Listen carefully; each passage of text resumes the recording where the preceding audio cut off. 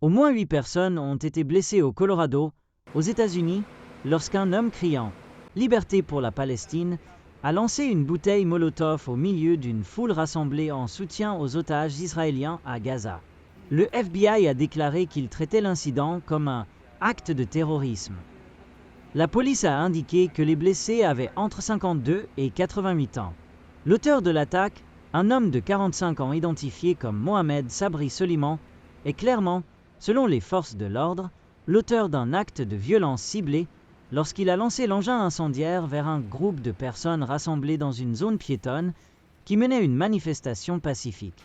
Malgré les déclarations du FBI, le chef de la police locale, Stephen Redfern, avait auparavant refusé de qualifier l'incident d'acte terroriste, affirmant qu'il était trop tôt pour spéculer sur les motivations du suspect en tant qu'agresseur. Le département de police avait reçu des appels signalant un « homme armé » près d'un tribunal au centre-ville, ainsi que des témoignages selon lesquels des personnes étaient en train de brûler. Redfern a déclaré que plusieurs rues autour du lieu de l'incident avaient été fermées par les forces de l'ordre et que des équipes de déminage avaient inspecté la zone pour détecter d'éventuels dispositifs dangereux. Actuellement, il n'y a aucune preuve que Soliman ait agi en collaboration avec un groupe plus large.